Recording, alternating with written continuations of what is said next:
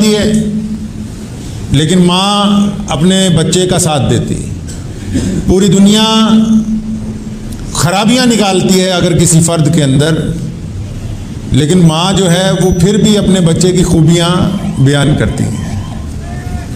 تو حضور نبی علیہ الصلوۃ والسلام نے اللہ تعالیٰ کی محبت کو دکھانے کے لیے بندوں کو ماں کی دلیل دی کہ دیکھو جس طرح ماں اپنے بچے کو چاہتی ہے تو اسی طرح اللہ کریم جو ہے 70 ماؤں سے زیادہ اپنے ایک بندے کے ساتھ پیار فرماتے ہیں۔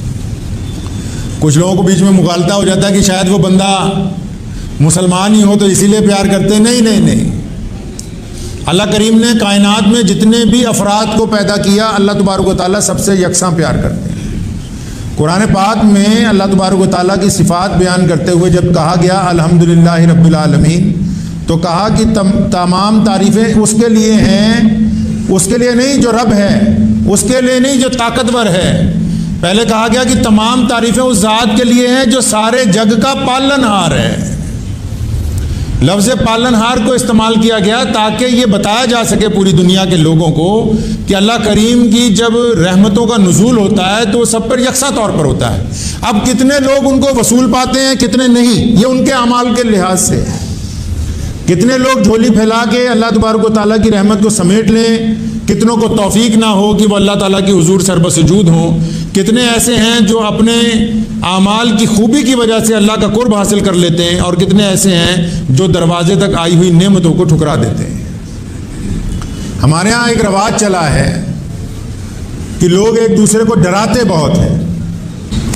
میں ایک جگہ گیا، یہاں خطولی میں ایک صاحب ہمارے حکیم صاحب تھے، ان کا انتقال ہو گیا تو تعزیت کے لیے ان کی مسجد میں نماز پڑھی تو 5-7 احادیث اور اس کے علاوہ انہوں نے اپنے پاس سے 3-4 نصیحتوں کی باتیں کہ نماز نہیں پڑھیں گے تو یہ ہو جائے گا تمہارا، وہ ہو جائے گا، اتنی خوف زدہ باتیں اور لکھ رکھی نوٹس بورڈ کے اوپر۔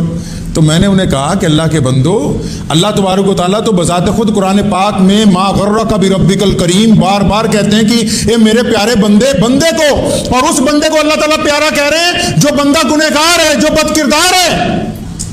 تم تو اسے پیارا کہتے ہو نا جو شکل صورت سے اچھا لگتا ہو، جو کاروبار زیادہ بہت اچھا کرتا ہو، جس کے پاس سرمایہ بہت اچھا ہو، جو تمہارا رشتہ دار ہو، جو تمہارا خونی بھائی ہو، تمہارا بیٹا ہو، تمہارا باپ ہو، تم اسے پیارا کہتے ہو۔ اللہ کریم نے انہیں پیارا کہا جن کو دنیا نے دھتکار دیا، جو دنیا کے بدترین لوگ کہلائے جاتے ہیں، جو کہ گناہوں کی دلدل میں دھسے ہوئے ہیں۔ اللہ کریم نے ان کو صدا لگائی ما غرک بربک الکریم کہ میرے پیارے بندے تجھے مجھ سے کس نے غلط فہمی میں ڈال دیا، تو میری طرف آ تو صحیح، میں تجھے بخشنے کے لیے تیار ہوں۔ پتہ لگا دین حوصلہ شکنی کا نام نہیں ہے۔ شریعت نے ان باتوں کی تلقین دی ہے، ہم تو فتویٰ میں پڑ گئے کہ پجامہ اونچا ہے یا نیچا ہے، داڑھی لمبی ہے یا تھوڑی ہے، مونچھیں کتنی قطری ہونی چاہیے۔ وہ فروعی مسائل اپنی جگہ ثابت ہے، بنیادی طور پہ وہ ہمارے ذاتی طور پہ ہیں، لیکن جو اسلام نے اپنا آفاقی پیغام ہمیں پوری دنیا کے لیے دیا اس کو عمل میں کون لے کے آئے گا؟ اس کی تعلیم تو اس کے ساتھ ساتھ بہت ضروری ہے کہ ہم اپنی ذاتی طور کے اوپر ہی، اپنی ذاتی مسائل کے اوپر ہی ایک دوسرے کے درمیان میں لڑتے رہ جائیں گے اور اسلام کا پیغام کوئی ہم تک پہنچائے گا نہیں۔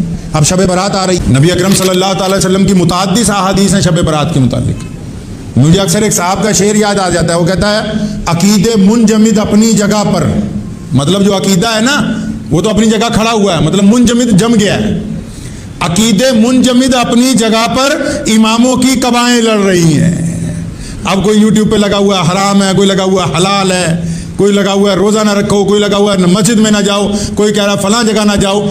عبادت کی جو روح محمد الرسول اللہ نے عطا کی ہے، احادیث میں جتنی بات آ گئی، آپ اس مثبت بات کو قوم کو کیوں نہیں بتا رہے ہیں؟